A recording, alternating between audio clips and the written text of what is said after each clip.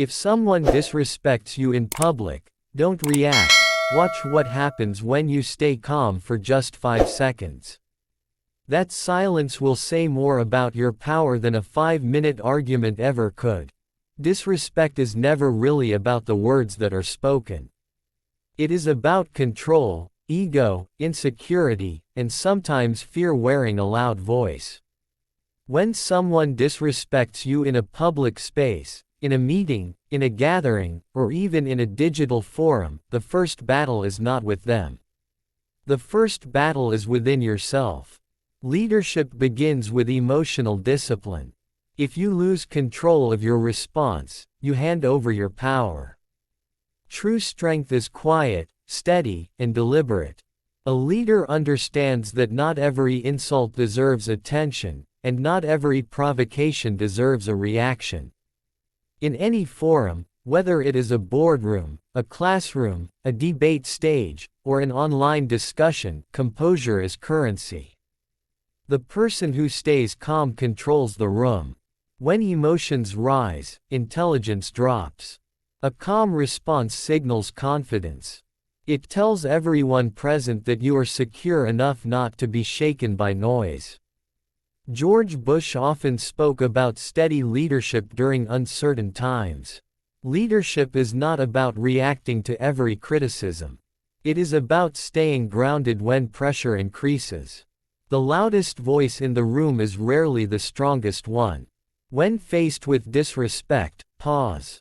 A pause is powerful. Even 3 seconds of silence can reset the atmosphere. Silence forces the other person to sit with their own words. It allows the room to observe who is composed and who is impulsive. Silence is not weakness. Silence is control. A leader does not rush to defend every attack. A leader chooses which battles matter. Sometimes the best answer is no answer at all. Disrespect often reveals more about the speaker than the target. Insecure people attempt to elevate themselves by diminishing others. Confident individuals do not need to belittle anyone. When someone tries to provoke you, remember that their behavior is a reflection of their inner state. Do not internalize someone else's chaos. You are not responsible for managing their insecurity. You are responsible for managing your reaction. In a public setting, your response is not just for the person who insulted you. It is for everyone watching. People observe how leaders handle tension. They notice whether you retaliate emotionally or respond strategically. A measured reply earns respect from bystanders. Emotional retaliation may feel satisfying in the moment, but it weakens your authority. Authority grows when restraint is visible. If a response is necessary, keep it factual and brief. Do not attack the person. Address the issue. Separate emotion from content. Say what needs to be said without lowering your standard. A short, firm statement can restore boundaries. For example, you might calmly say, "Let's keep this discussion respectful and focused on the issue." This shifts the attention back to the topic without escalating the situation. It shows you will not tolerate disrespect, but you will not engage in drama either. Boundaries are essential in leadership. Allowing repeated disrespect signals acceptance. Addressing it calmly signals self-respect. There is a difference between overreacting and setting boundaries. Overreaction is driven by ego. Boundaries are driven by principles.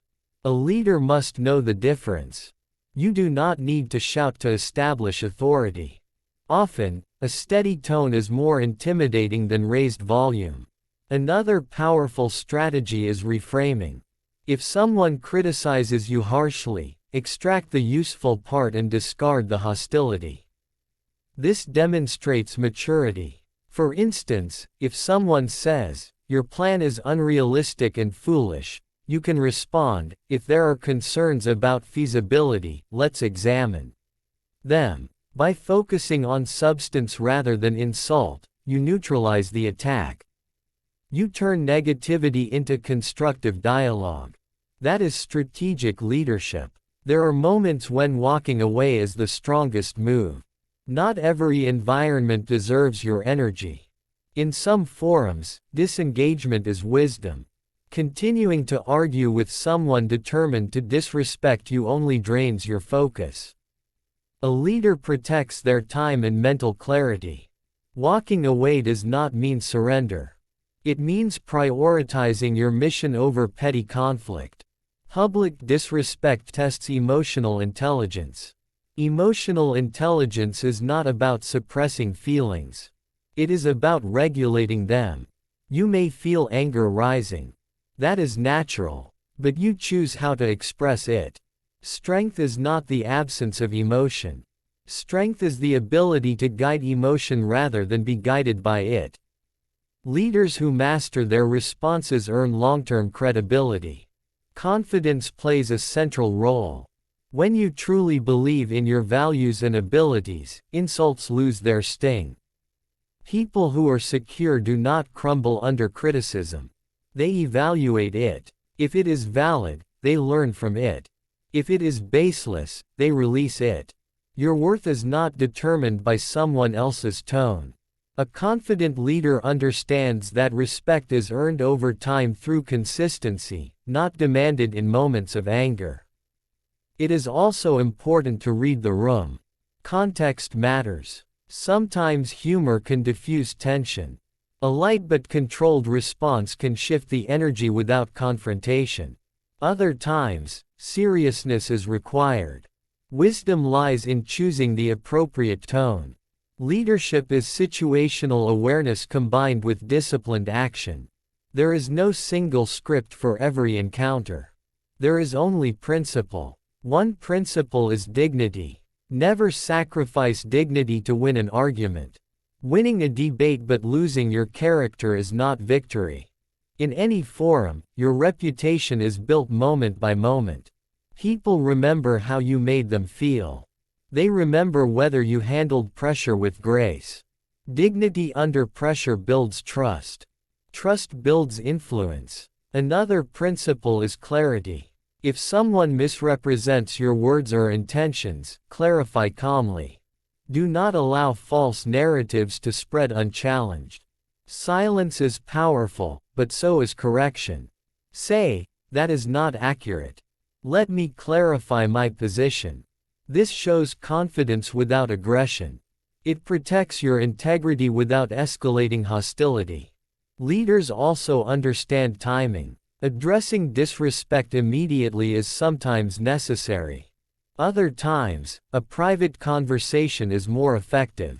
Public humiliation often creates defensiveness. Private dialogue can create understanding. If the person's behavior threatens group morale, addressing it openly may be required. But if it is a personal issue, discretion can preserve relationships. There is strength in consistency. If you respond calmly one day and explosively the next, people become uncertain. Consistency builds predictability. Predictability builds trust. Trust builds leadership. When others know that you will remain composed regardless of pressure, they rely on your stability. It is essential to separate disagreement from disrespect. Healthy forums encourage diverse opinions. Disagreement strengthens ideas. Disrespect weakens collaboration. Leaders encourage debate but enforce respect. Make it clear that opposing views are welcome, but personal attacks are not. Establishing this standard creates a productive environment. Handling disrespect also requires self-reflection. Ask yourself whether there is any truth hidden beneath the tone. Growth often comes from uncomfortable moments. Even critics can teach valuable lessons. The key is to extract insight without absorbing negativity. Improvement is strength, not weakness. Sometimes, disrespect is strategic. Some individuals attempt to provoke emotional reactions to undermine credibility. Recognize the tactic. Refuse to participate. When you deny them the reaction they seek, you remove their leverage. Emotional restraint is a form of power. Power that is not reactive cannot be manipulated easily. Leadership is ultimately about service. When your focus is on serving a greater mission, minor insults become irrelevant.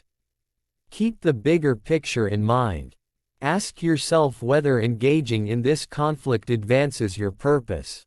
If it does not, let it go. Purpose-driven individuals are not easily distracted. Respect begins with self-respect. Speak clearly. Maintain eye contact. Sit upright. Body language communicates confidence before words do. Even in digital forums, tone and pacing matter. Write thoughtfully. Avoid impulsive replies. A composed message reflects a composed mind. In moments of tension, breathe. A deep breath regulates the nervous system. It gives the brain time to think logically rather than emotionally. Leaders who pause before speaking reduce regret afterward. Words once spoken cannot be retrieved. Choose them carefully. There will be times when stronger action is necessary. Persistent disrespect that undermines morale or productivity may require firm consequences. Leadership is not passive. It balances patience with accountability. Address patterns, not isolated incidents. Documentation and clarity protect fairness. Remember that leadership is observed more than it is heard. Your behavior teaches others how to behave. If you model respect, others are more likely to follow. Culture is created by repeated behavior. In any forum, you contribute to the culture through your responses. Forgiveness is another underrated strength. Holding onto resentment drains energy. Address the issue, then release it. Carrying anger into future interactions clouds judgment. Leaders move forward. They learn and continue. Finally, understand that respect cannot be forced. It is earned through integrity, consistency, and courage. When you act with principle, even critics may eventually acknowledge your steadiness. And if they do not, your character remains intact. The best way to handle disrespect in any forum is not through dominance, but through discipline. Not through retaliation, but through restraint. Not through ego, but through clarity. When you master your reaction, you master the moment. When you master the moment, you shape the outcome. That is leadership.